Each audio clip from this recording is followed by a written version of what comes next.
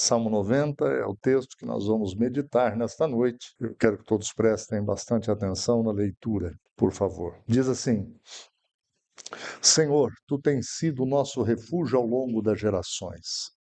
Antes que os montes nascessem, antes que formasses a terra e o mundo, de eternidade a eternidade, tu és Deus. Fazes as pessoas voltarem ao pó quando dizes: retornem ao pó, mortais. Para ti, 1000 anos são como um dia que passa, breves, como algumas horas da noite. Arrastas as pessoas como numa enchente. Elas são como sonhos que desaparecem. São como a grama que nasce pela manhã brota e floresce, mas à tarde murcha e seca. Somos consumidos por tua ira, ficamos apavorados com tua fúria. Tu pões diante de ti os nossos pecados secretos, e vês todos eles. Passamos a vida debaixo da tua ira e terminamos nossos dias com um gemido. Recebemos 70 anos, alguns chegam aos 80, mas até os melhores anos são cheios de dor e desgosto. Logo desaparecem e nós voamos. Quem conhece o poder de tua ira? Grande é a tua fúria, como o temor de que és digno. Ajuda-nos a entender como a vida é breve, para que vivamos com sabedoria. Ó Senhor, volta-te para nós. Até quando te demorarás? Tem compaixão de teus servos. Satisfaze-nos a cada manhã com teu amor, para que cantemos de alegria até o final da vida. Dá-nos alegria proporcional aos dias de aflição. Compensa-nos pelos anos em que sofremos. Que nós, teus servos, vejamos teus feitos outra vez. Que nossos filhos vejam a tua glória. Seja sobre nós a bondade do Senhor, nosso Deus. Faze prosperar nossos esforços. Sim, faze prosperar nossos esforços. Vamos orar. Pai, como é bom termos a certeza de que estamos na tua presença santa. Como é maravilhoso sabermos que este livro que lemos agora é a tua palavra, límpida, transparente e verdadeira. Como é bom podermos nos aproximar de ti e clamarmos: fala conosco, Senhor. Nós te pedimos em nome de Jesus. Amém. Um abrigo seguro é o tema que eu quero tratar nesta noite. Nós vivemos em um mundo cheio de incertezas, cheio de dúvidas, perigos. As pessoas gostam, nós gostamos de ter segurança. No Havaí, aquele bilionário norte-americano, dono do Facebook, Mark Zuckerberg, ele está construindo um abrigo subterrâneo. Acho que já construiu. Gastou milhares e milhares de dólares para ter um lugar que, se acontecer alguma coisa extraordinária, ele tenha onde se abrigar. Para proteger a si, a sua família, as pessoas que ele gosta, eu creio. Atualmente, no Brasil, só no estado de São Paulo, já tem 53 abrigos desses construídos por milionários e bilionários. Eu achei interessante, 53 já estão construídos. E as pessoas buscando algum tipo de segurança diante de uma catástrofe, diante de uma guerra, não sei. Mas o fato é que as pessoas querem se encontrar seguras. Mas a maioria destas pessoas estão pensando apenas enquanto elas estiverem vivas. E o lugar seguro, será que existe? Será que é possível nós ficarmos seguros em um bunker debaixo da terra, por melhor que ele seja construído? O Salmo 90 nos mostra que sim, existe um lugar seguro. Esse salmo escrito por Moisés nos ensina 3 verdades que precisamos compreender para encontrar um abrigo seguro. A primeira verdade é que Deus é eterno. Veja bem, Senhor, diz Moisés, tu tens sido o nosso refúgio de geração em geração. Deus é apresentado como eterno. Antes que os montes fossem formados, de eternidade a eternidade, ele é Deus. Deus habita na eternidade, diz o profeta Isaías. Deus habita na eternidade. Para ele não existe essa mudança de tempo, essa passagem do tempo que nós temos no relógio. Para Deus não existe isso. Pedro vai dizer o seguinte: olha, para Deus um dia é como 1000 anos, e 1000 anos é como um dia, tanto faz. Deus é eterno, Deus é Deus, comparado à eternidade. Até uma vida muito longa. De vez em quando a gente ouve ou assiste lá na internet ou nos jornais que uma pessoa atingiu 120 anos. De vez em quando, 126. Você não passa disso, é o que está na Bíblia. 120, pensa 120 anos. Adriele, imagina, minha filha, você com 120 anos querendo regar aquelas plantas. Difícil, né? Mas o fato é que, diante de Deus, uma vida de 90, 100 anos é como uma neblina, muito rápido. E Deus, ele naturalmente não é limitado pelo tempo, se ele é eterno. Ele nem envelhece, ele não desgasta, ele não perde o controle. E se você acredita, ao olhar para o céu, para as estrelas, ou para o mar, ou para a natureza, para as matas, para os animais, para os peixes, se você acredita que isso não é produto de uma explosão ou coisa parecida, você acredita que existe um ser que criou todas essas coisas. E se você acredita que existe esse ser, você acredita que Deus existe. E esse é o Deus que não pode ter uma prisão temporal, ele tem que ser eterno. Ele tem que existir antes de todas essas coisas. Deus também não muda, porque ele não está limitado ao tempo, ele não envelhece, ele não fica mais sério, ele não fica mais alegre, não. A Bíblia diz que em Deus não pode existir variação de mudança, porque Deus, ele é eterno. Isso nos lembra que o verdadeiro refúgio não está em lugar, não está em coisas, não está em possibilidades, está em Deus. Esse que é o Criador. Ele pode te abrigar, ele pode me abrigar. Quando confiamos verdadeiramente em Deus, nos apoiamos em algo imutável, impossível de ficar frágil, impossível de não cumprir aquilo que promete. Isso nos lembra que o nosso refúgio não está nas coisas criadas. Às vezes a gente pensa, mas se eu conseguisse tal trabalho, aí sim, aí a vida ia ficar boa. Outro momento a gente pensa, mas o problema é que se eu tivesse pelo menos mais tantos R$ 1000. Claro que estas coisas têm o seu nível de importância na nossa vida, mas isso não vai te dar segurança nenhuma. Nenhuma. O Zuckerberg, ele vai morrer.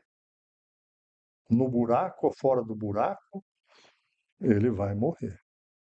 Talvez eu morra primeiro, mas talvez ainda eu ouça o anúncio da morte dele. Mesmo que ele tenha um abrigo, um bunker, dos melhores que possam existir. Que eu imagino que o bunker dele, você tá doido. As casinhas nossas não chegam perto. Você tem corrido diante da fragilidade humana sua e a eternidade de Deus para onde? Olha, no que é que você tem buscado segurança? No que é que a tua mente pensa hoje assim, ó, se eu alcançar isso aqui, não, aí sim, aí a vida vai ser boa. Olha, se você tem buscado a sua segurança em Deus, o refúgio seu em Deus, está muito bem. Senão você está equivocado. Mas a segunda verdade que nós encontramos nesse texto é a fragilidade do ser humano. Tu reduzes o homem ao pó. Os anos da nossa vida chegam a 70, ou em havendo vigor, a 80. E não é muito mais do que isso mesmo. E depois dos 90, depois é difícil até de molhar a planta. é difícil e não é fácil, não. Moisés, ele mostra que a vida, ela é bem breve. Somos como a erva, diz Moisés, que cresce de manhã e seca à tarde. E se nós observarmos, é assim, os mais velhos aqui sabem que, olhando para trás, parece que foi ontem aquelas coisas que já sucederam-se. Parece que foi muito rápido. Quando a gente é mais novo, não. Quando a gente é mais novo, a gente é valente, a gente é assim, eu acho que meio sem precaução na vida, nós somos, de certa forma, irresponsáveis com o tempo. E deve ser assim mesmo. É uma época boa da juventude. Mas Moisés mostra que a vida humana, ela é feita de coisas passageiras, nossos dias são contados. Se você, qualquer um que está aqui nessa noite, ou esteja nos ouvindo, nos assistindo e fizer a conta, sabe, olha, e a gente marca o nosso tempo é por anos ainda. Já vivi tantos anos, você pode fazer isso, se tornar dias, e você vai ver como que é breve. Riqueza, poder, tudo é coisa frágil e passageira. Nossa existência aqui na Terra passa rapidamente. Por isso que a gente deve usar a nossa vida da melhor maneira possível. Por isso que as escolhas que nós fazemos hoje, gente, elas são importantes. Por isso que quando nós decidimos algumas coisas hoje, são coisas que devem ser bem decididas. Agora, o único meio de você amadurecer, o único meio de você adquirir sabedoria é você vivendo. Então nós temos que enfrentar as agruras da vida, a parte difícil. Temos que estudar, temos que trabalhar, temos que nos empenhar. Agora, lembrando que diante da nossa finitude, da nossa brevidade, ainda aconteceu uma coisa terrível. O pecado entrou no mundo por meio de Adão e Eva. O pecado, a desobediência a Deus que gera a morte e morte eterna entrou no mundo.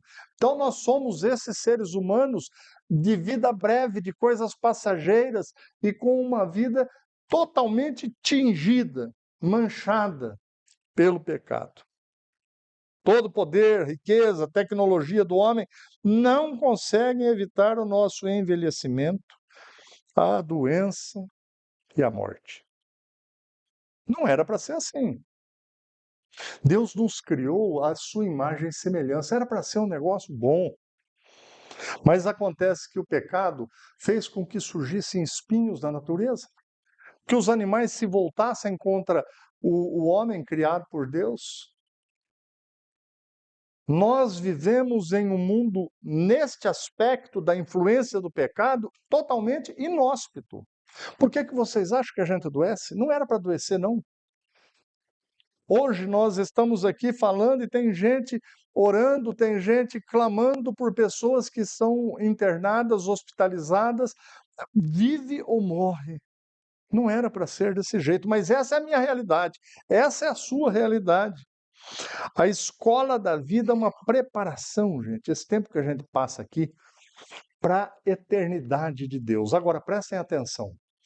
Nós só vamos ter a oportunidade de viver assim como a gente vive hoje, frágeis, de uma vida fluida que passa muito rápido, nesta vez. Não haverá mais repetição disso que nós estamos vivendo.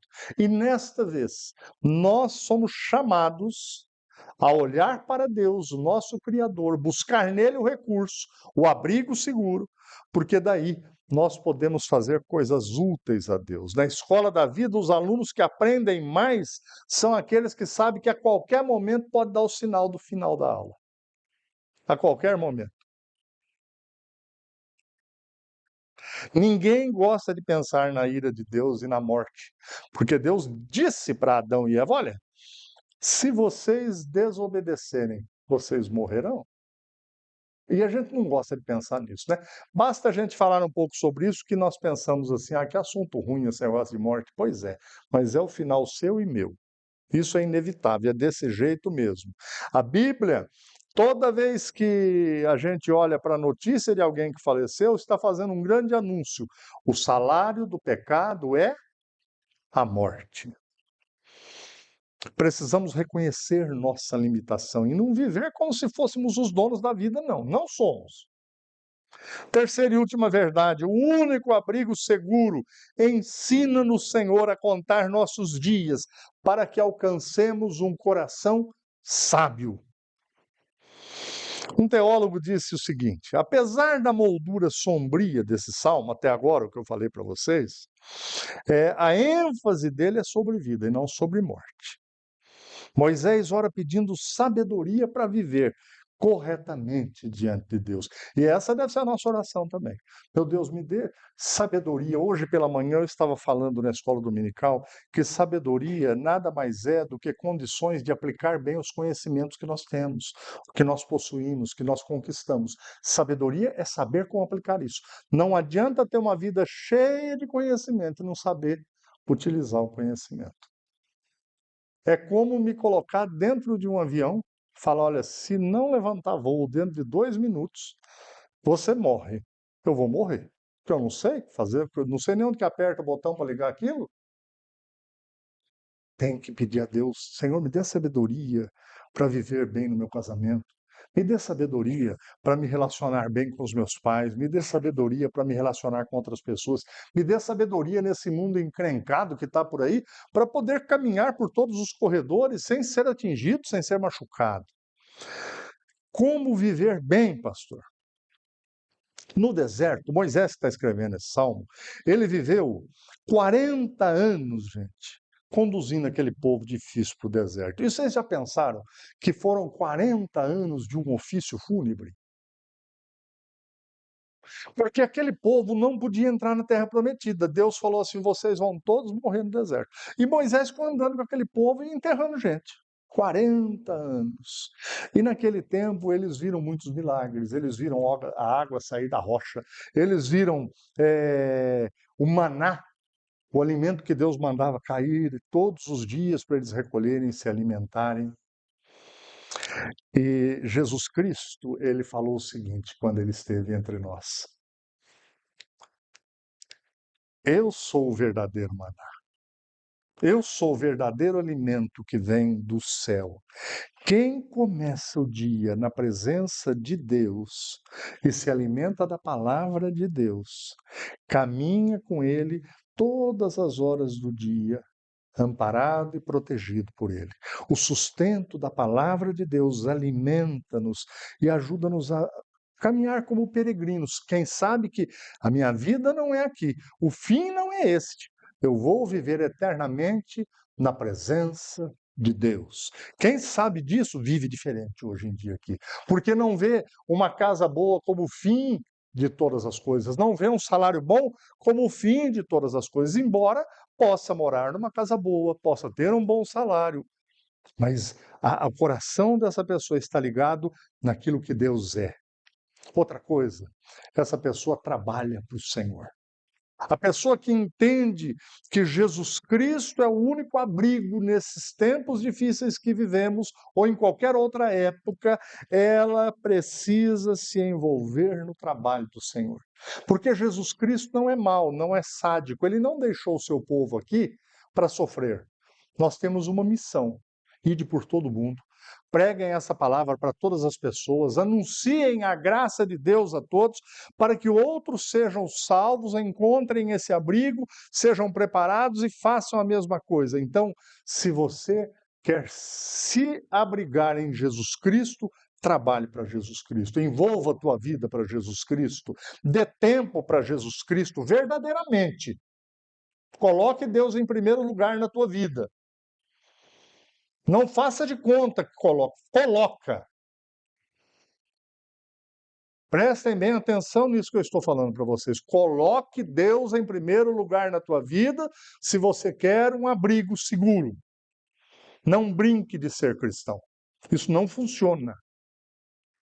A Bíblia nos diz que haverá um momento em que o nosso Senhor Jesus virá dos céus, separará ovelhas de cabritos, e aí viveremos eternamente com o Senhor. E aqueles que estarão nos lugares dos cabritos estarão eternamente com o capeta e um punhado de gente ruim. É isso, resumidamente, que a Bíblia diz. Mas a graça de viver num abrigo seguro, ela é oferecida diariamente, ela é oferecida agora. Outra coisa, Deus não quebra promessas. No versículo 13 desse texto, Moisés chama Deus da seguinte forma: Ó Senhor, volta-te para nós. O Senhor aqui é o Yahvé, é o Jeová. Esse Senhor não quebra promessas. Quando ele diz que vai ser o nosso abrigo, ele vai ser o nosso abrigo, porque ele é o Deus que cuida daqueles que creem nele. Quais são as suas maiores dificuldades hoje? O que é que você tem lutado na mente, no coração, na vida mesmo?